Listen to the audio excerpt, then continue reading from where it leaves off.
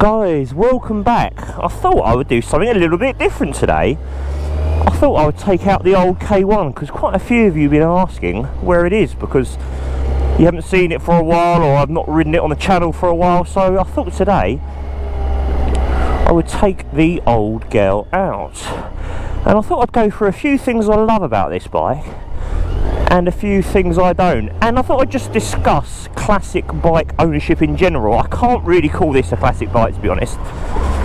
It's a 1990 on the G, so yeah, I would say classic really is anything 40 years and older. So if we sort of talk about bikes that are MOT, tags exempt and whatever else, and quite a few of you will go, oh no, that's not actually old 60 years or 70 years. Well, we've got to have a baseline somewhere, so we'll say bikes over 40 years, but we'll get into that shortly. Anyway, we're back aboard the K1.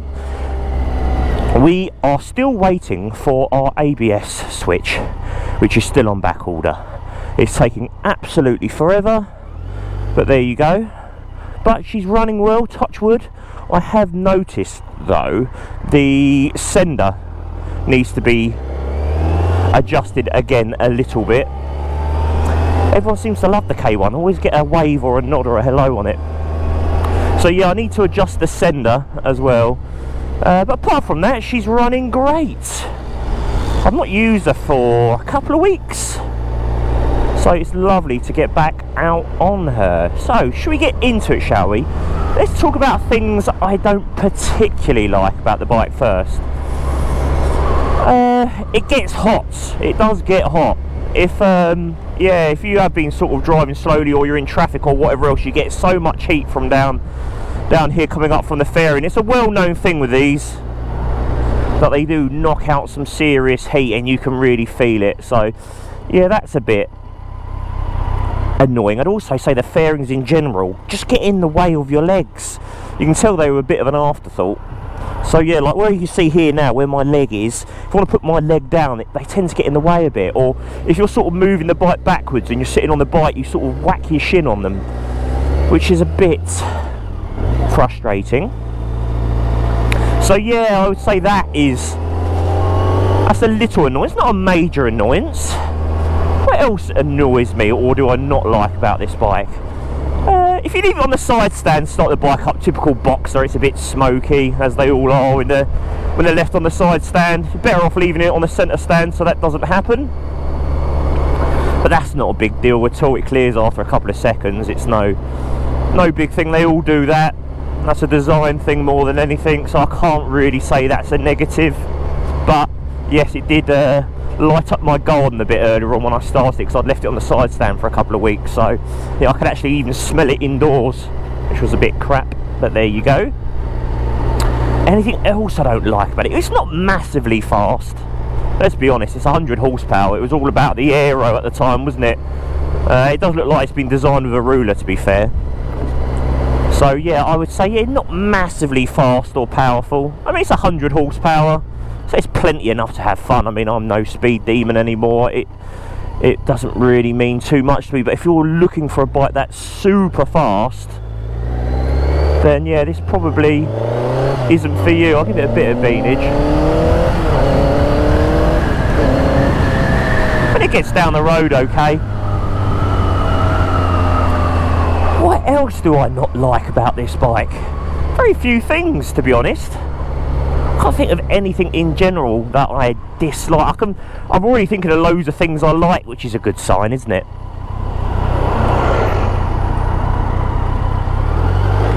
It's heavy and a little bit unwieldy as well, a little bit top heavy as well.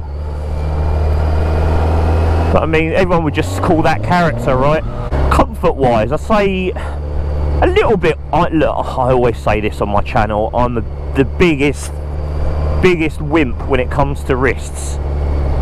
This isn't too bad actually, but you can feel it a little bit after a while. But I mean, you can put risers on this and whatever else, so if it was that bad I would have done that already. So yeah, I can't really complain too much about comfort.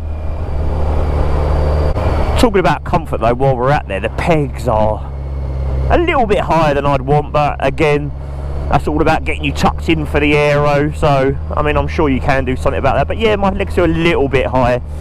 I don't feel cramped on the bike, but it does feel a little bit sportier with yeah, with your legs up there, but to be honest, you get used to it very quickly. So yeah, there's very, very few negative things I can think about really about the bike, hence why I've kept it. So let's go into things that I do like. Well, again, these are all subjective things, right? The looks. I love the looks of the BMW K1. It does look like something from Tron. It does look ridiculous, and it is not for everyone, especially in this McDonald's guise yellow and red. But I've always liked these. I'd never actually seen one in the flesh till I bought this, but I was always talking for years that I wanted one. And yeah, this one came up as a bit of a project, so I snapped her up. And yeah, quite a bit of work has been done on her since, by myself and by Frank, my good mate Frank, who's on the BMW forums. He, to be honest, is a godsend when it comes to these, so big thanks to Frank. I would have been very stuck without him when it comes to this bike. What else do I love about the bike? I love how it is a smooth bike, surprisingly smooth actually. And for, let's be honest, she's knocking on a bit now, isn't she? She rides so well, especially when I put a new set of boots on her. She rides just shockingly well. It really does. You don't feel like you're on a bike that's, you know, 35 odd years old, you know, you just don't. And look, let's be honest, we're not going to see another one today, are we? She needs a bit of a clean actually, to be honest. I'm feeling a bit guilty, so I am going to clean her later. We'll give her a once over. And look, I'm tempting fate majorly, aren't I? She has been reliable since I've owned her. She has been, actually, we're not going to go there, we're going to keep going. I was going to go to Sainsbury's. I've been tasked with doing a bit of shopping, but we're going to keep riding for a bit first. Yeah, so she has been rather reliable, but I have spent a few pounds on the bike to get her that way. Now the question, would I have another one? Yes, I would. I always find myself looking online actually to see if another one comes out. I know it's ridiculous because I already own one, but so like this guy on the right here, you're always just waiting for someone to pull out on you. It makes you a better car driver though as well, in fairness. I am going to drop into Helmet City, which is a motorcycle shop near me, because I am looking at purchasing a new helmet, because it's the one I've had for a good few years now, the one I use for all my filming. I have got other helmets. I did buy a full-on racy full carbon job, which to be honest I haven't really worn because it's a little bit tight on my head, but I really need to wear that. But I do like a bit of a flip front as well, especially when I'm filming. So I'm going to go and look at helmets today. So yeah, put in the comments if there's any helmet I should be looking at in particular. I'm not an expert on helmets, to be honest. I always tend to go for Shoei. They say you're either a Shoei head size or an Arai. But yeah, I'd say I'm a Shoei, to be honest. I've got a massive head as well, huge, protecting a very small brain. I think I'm about 63, which is enormous, which I will see I'm making up for something else somewhere else. Anything else I really love about the K1? I love the history and whatever else of it as well. I've always been a bit of a sucker for those sort of things. I like the whole point of the bike, and you know what people thought about it when it first came out. To be honest, I was too young then at the time when it came out to know, but I mean I remember seeing one in the bike magazine when I was a kid. I saw a blue and yellow one. I thought, what is that thing? So yeah, they've always been in the back of my mind. I've always liked them in that sort of Dakar yellow, but this is the one they really go for. And if you didn't know, I didn't know this actually, but the red and the yellow and whatever else, and obviously it goes with the black, is supposed to be for the German flag. And I didn't know this. I think one of my subscribers told me actually. I didn't know that, which I thought was really cool, which made me love it that little bit more in this colour scheme, if I'm honest. I'm a big fan of Germany. Just like the people, and yeah, it's just a lovely clean country. So yes, I'm a big fan of the Germans, and they're no nonsense people either. That's what I like. Yes, apologies if that flashing light is getting on your nerves, because it's getting right on my wick as well, but it will be sorted. I have got a video of this coming out actually where I've serviced the bike, So if that's something you're interested in, then please like and subscribe. I've just been itching to get back out on it today, actually. I'll tell you what is good about this bike as well, the brakes are surprisingly good as well. It's just easy to use. I know a few people say, oh, they're too top heavy and whatever else. I've personally never found that, but to be honest, I ride so many different bikes anyway that you never really just get used to one bike and that's it. I can understand if you just, you know, you were on a Hornet all your life and then you jumped on one of these, but as I say, I tend to ride loads of different stuff, so I don't tend to get too used to just one thing, so I'm always a little bit cautious jumping on something else. Like jumping on this today just felt like, yeah, I felt like I've had the bike for years, and to be honest, how long have I had it for now? I've had it over a year now. But yeah, if you didn't know and you hadn't seen the previous videos, I bought this bike as a barn find. It was left in a workshop covered in dust for, I think it was around about 18 years, 17, 18 years. So yeah, when I got it running, but it would cut out or then wouldn't start. And then the magician, Frank, happened to find out what the issue was, and it was a loose connection to the sender wire, which also goes to the fuel pump. I'll be honest, I would have probably been there for about 3 years trying to work that one out, and I tell you what, he had it sewn up in the space of 45 minutes. So that's what you need, mate. And then yeah, ordered a new one. We swapped it all round, and she's been as good as gold. So yeah, big thanks to Frank for that. So yeah, I quite like just getting out on the bike talking absolute nonsense today. I like that. It's been a while, because when I'm normally reviewing bikes, I'm normally in that sort of frame of mind of trying to give you all the info on the bike, and yeah, so today I'm not really doing, obviously I'm giving you a sort of a synopsis of the BMW K1, but it's a very relaxed sort of, as I say, all very subjective sort of thoughts. But yeah, if you've got any questions about owning a K1 or anything like that, then please let me know. But I think I pretty much covered it. Is a K1 for everyone? No, it's not at all. Yeah, if you're used to sit up and beg style bikes, then yeah, you might find this a little bit uncomfy, but I find some very comfortable bikes uncomfortable. So yeah, I must say, for a sports touring bike, it is about as comfy as they get. Yeah, so oh, hold on, I don't even know where I am here. Is this the, no, it's the next one. Always getting confused going to Helmet City. It's not this one, it's the next one.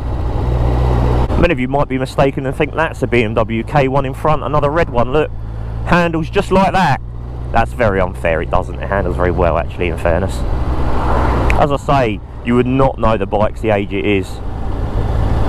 But yes, when I come back on the bike, I am going to discuss, yeah, classic or older motorcycle ownership in general with you guys, and just tell you my thoughts on it. It'll be purely, yeah, unadulterated thoughts on older bikes, and it won't all be good news.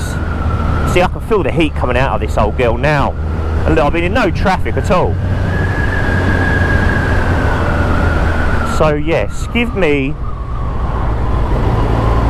a short period of time and I'll be back with you. Toodle pop. Much in there I liked at all, to be honest, and I heard the most woke conversation I've ever heard in a motorcycle shop ever. Guy was looking at buying something and they didn't have it in his size, and they said, oh, we're getting some more in next week, or whatever they said to him. And he said, okay, fine. He goes, I'll give you a tinkle. And the guy behind the till goes, oh, are you allowed to say that anymore? And he goes, what do you mean? He goes, are you allowed to say tinkle anymore? And he goes, oh, probably not, I don't know. He went, no, not that it matters, but it's like, well, it obviously matters enough for you to mention it. Very odd, but there you go. Yeah, so there was absolutely soddle in there that I liked. I like the Shoei Neotech helmet, because this is what I've got now, but I've got the older version. I'm so, you know what, I get so stuck in my ways. If I like something, that's pretty much it. I don't change. So yeah, I basically saw exactly the same helmet, but it was just newer. So I'm a little bit boring like that. I'm not the same when it comes to bikes though. I had totally different bikes all the time. But yeah, when it comes to things like that, yeah, I get very stuck in my ways. So, but yes, I saw the Neotech. I think it's the Neotech 3. It's in like a matte blue finish. It looks lovely. So I quite fancy one of them, but a little bit punchy at £630. But as I say to the good lady, well, it's protecting my head, so there's no moaning, is there? But I think she'd rather protect my head with a £50 helmet. But there you go. There's nothing wrong with the one I've got anyway. I've just had it for a good few years now, and you should change them after a while. I mean, I'm sure it's fine, but you know what I do hate about new helmets though, is breaking them in. I hate that. That's why I don't know if you've seen a short I did on YouTube, but I get a blow up ball and I put it in the helmet and I blow it up so it yeah, stretches the lining a little bit. Not the actual helmet itself, obviously, just the foam inserts. Yeah, there's not really a lot that's grabbing me at the moment. I did see another helmet. I think it's Schuberth, actually. Apparently they're the quietest helmets on the market. So I could be tempted by one of those, but that's very BMW GS rider, isn't it? The old Schuberth. Funny enough, I did try and buy a BMW GS the other day. It was a 2017 BMW GS. I know, the most boring bike in the world, we all know, but they're fantastic, let's be honest, they are. Anyway, it was only because it was a good deal, I thought, you know what, I'll have that. Anyway, I called up, and it was a guy who'd owned it for, yeah, for a long while. It was 2017, 13,000 miles, lovely condition. And basically, you wanted £6,000 for it, which is a very good deal. I thought, you know what, I could use that for a trip, and then sell it after, but I'm going a different route now anyway after that, so we can scrap this whole conversation after. But I'll just tell you about what it's like when you do try and buy a bike anyway. So he says, oh yeah, I've got this BMW GS, and you had to sort of bleed him for every question you asked. So I said, okay, great, so how long you had it? So I've had it for this long. Okay, fine. So this is when you've got to ask all the right questions. So have you got all the books for it, the service books? Oh, it's been serviced recently. Fine, okay, so have you got all the paperwork for that? I'm not sure. I said, okay, well, can you find out for me? Have you got all the books and both keys? Oh, I don't know. I've got one key here. I'm not sure about both keys. So could you look for both keys if possible? Because obviously it'd be great to have everything with it. Anyway, turns out that the bike has only one key and has no paperwork whatsoever. So I said, okay, fine. He goes, but it was serviced with BMW. So, okay, fine. So he told me what BMW it was. So I called up Motorrad and said, this is the registration number. Can you tell me when the last time the bike was serviced? Oh, we can't find that on our system here anywhere. So I said, okay, well, I thought I'd call BMW Park Lane, because I know someone at BMW Park Lane, give them a call.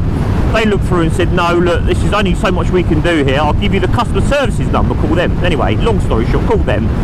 The bike hadn't been in with them at all, nothing. They'd never seen the bike. So anyway, I called the bike guy back up and said, look, they've never seen the bike, I can't go ahead. I know it's a very good deal, whatever else, but I'm in the same position when I come and sell it. You know, no one's going to be buying, you know, this type of bike without some form of history. And he was trying to talk me into going, oh, no, I was there. I had a cheese and onion sandwich at the time. Then he sends me a random picture of the bike in the car park, telling me that's where it was when he's there next to his son. And I was like, and I said, look, it's not. I said, I believe you. I said, I 100% believe you. But I said, the next guy I come to tell this story to isn't, right? So I said, it's not what I know, it's what I can prove at this point. So we're going back to this point. He's trying to talk me into it. I said, look, I can't buy it for that. So look, and I'm thinking in my head, look, if it was like £4,500 or £4,000 or whatever, I would have just have had it. I would have just taken a punt on it and fine. I would have had it serviced, whatever else, and the service history would have started from there, but not for that sort of money. So yeah, it all got a little bit awkward. I sort of explained to him that, you know, I couldn't go forward because you told me it's been serviced at BMW and BMW have never heard of it. Then he goes, oh yeah, but my dad's a little bit of a skin. Whoa, dude, this is what I mean. You just can't make this stuff up, can you? So yeah, so he said, yeah, I said, look, I can't go on the fact that this would be brutal, that you know, the time you had it done you had a cheese and onion sandwich. I said, I can't take a bike on a long trip on those facts. You know, let's be honest, they're not facts, right? Oh yeah, but I've had it done. Yeah, but I said, so we went to this back and forward, because at this point I'd already left a small deposit, obviously, because he told me it'd been at BMW. So that's fine, I'll buy another key and I'll just get the printout from BMW, no problem. But going back there, Then to find out actually there's no history, and he got a little bit funny. Oh well, I said, look, can I just have my money back please anyway? But yeah, he made me sweat for about 24 hours before he finally gave me my deposit back. But yeah, just be honest, you know, if it hasn't been serviced, which it clearly hadn't been. He said himself he does a bit of a skinflint after saying all of a sudden that he'd had it done, you know, religiously. Then all of a sudden actually Dad's a bit of a skinflint, you know. Ah, right, okay. So yeah, and not a particularly interesting story, but it just goes to show, you know, when you are buying a bike, you've just got to ask all the questions. Don't take anything for red. Nothing. I never take anything for red. Nothing at all. If you tell me the sky's blue, I'm going to doubt it, and I'm going to check. And that's how you should always be when you're buying a used bike. As I say, I've probably bought over 1,000 motorcycles in my life, probably more, to be honest. I stopped counting years ago. But yes, just goes to show I'd have been lumbered with a bike with no history at all. One key's not end of the world stuff, but it all adds up, right? A bike that all of a sudden was a good deal doesn't look like a good deal after a while. That's me having a little moan because I wasted about I'd say 2 hours on that bike the other day, at least 2 hours trying to do my due diligence on it. So there you go, that's life, isn't it? That's what happens. Anyway, we're going to talk about older bikes shortly. Bear with, I know I'm rambling. Okay, shopping complete. So let's get on to classic bike ownership show. It was an email at Spark this the other day. Someone emailed me saying, what is the best classic bike for someone with no real knowledge on bikes to buy?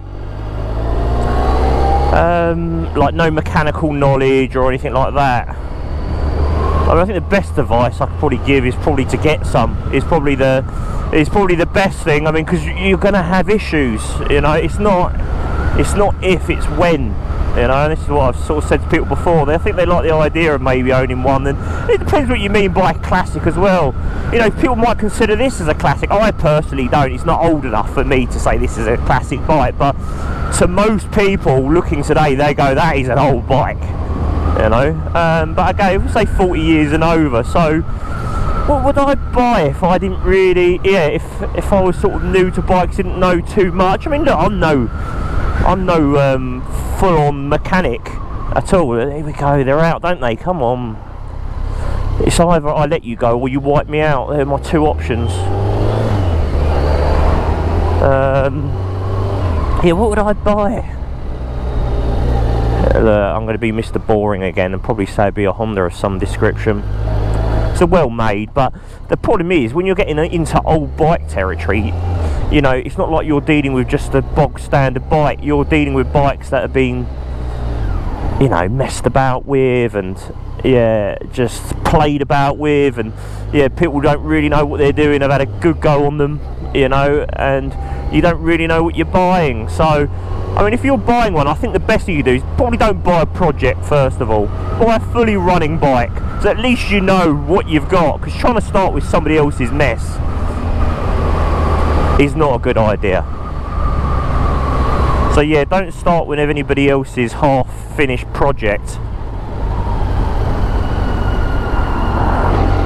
So yeah, buy something that's already running. You know what? Maybe something like I've got there, like the old XT or something like that.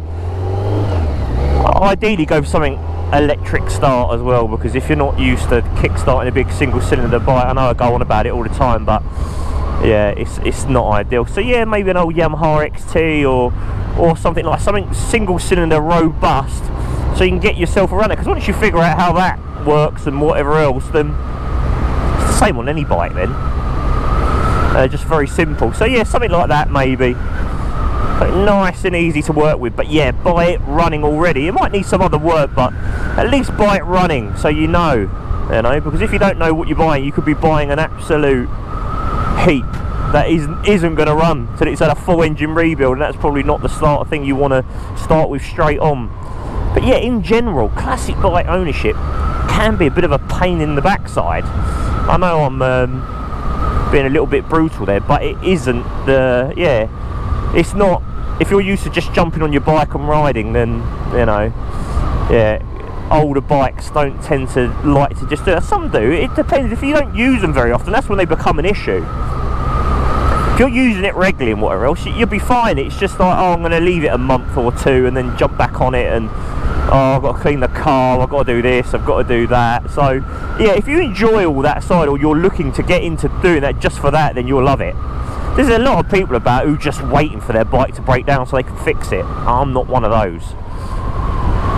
I've got enough bike problems in my life without looking for others, that's for sure. But yeah, it's rewarding, especially if you have a bike that has an issue and then you figure it out and you sort it out, then it's great. But as I say, if you're looking at stuff from 1990s, whatever else, it's still reliable stuff.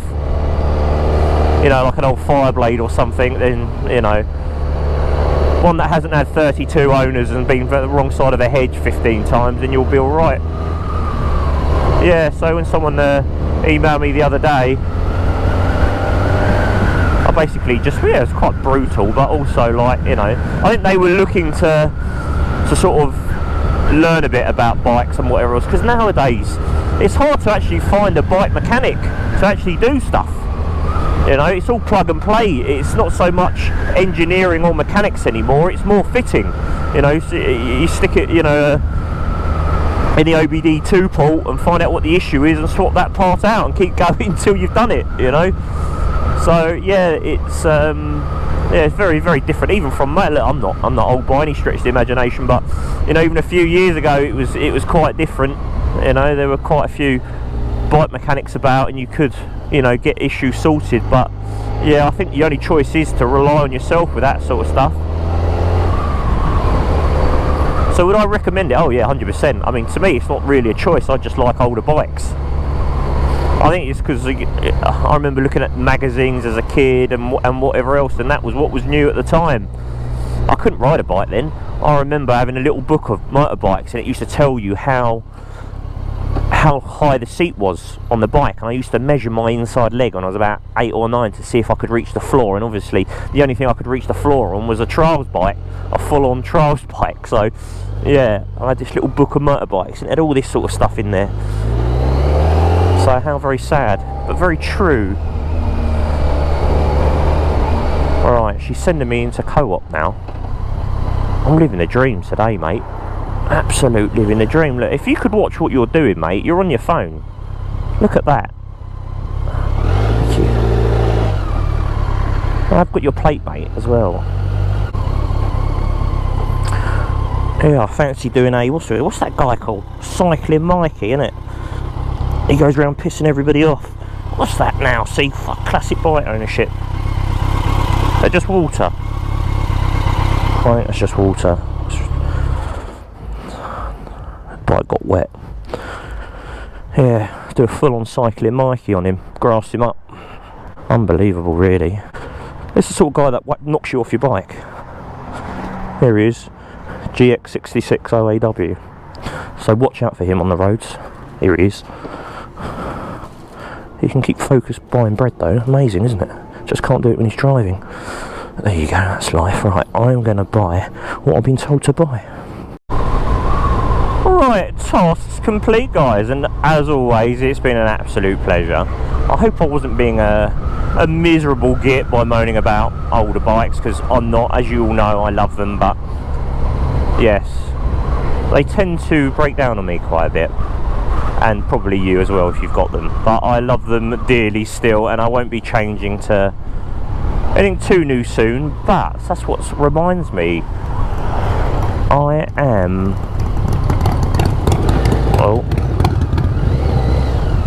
going on a motorcycle trip soon. I'm going on a motorcycle trip soon, so I don't know what bike to purchase. I've been speaking to my friend who's umming and ahhing about doing a £1,000 bike challenge. I was going to do that, and I have bought a bike if we were going to do that. Well, it was going to be part of trading up, which is going to be still part of trading up, so you'll see that bike on Thursday. But yes, I think I'm going to buy something a little bit newer just for the trip, then I'm going to sell that afterwards and hopefully make enough money to cover my trip. How about that for an idea? It's not the first time I've done it, to be honest. I do it every time I go on a trip, but it'll be the first time it's been on camera. So if you'd like to see that, then please like and subscribe. because you will see me going on a trip with 3 friends of mine. So yeah, 4 of us in total. 2 of them have got KTM 790s. Stu's been looking for a bike, but I've been sending him some absolute humdingers. And if you're watching this, Stu, stop messing about. I've sent you some absolute crackers. Even one that was right by where you live, and still you're taking ages. So yeah, otherwise you're going to be taking one of your older bikes that needs some serious work. So yeah, so I need to find a bike for that. I'm going to find something a little bit newer. So yes, trading up on Thursday or Friday this week, where we try and get the KLR running. I've ordered the part I think it could be, so fingers crossed. Hopefully she'll run. And you'll see our quick flip bike, which I will be taking for a test ride. That is going to get delivered hopefully today or tomorrow by the courier. So we can see if I've bought an absolute wrong one or not. Hopefully it's not, because we could do with a quick flippage. So yes guys, like, subscribe, and as always, I'll see you in the next one.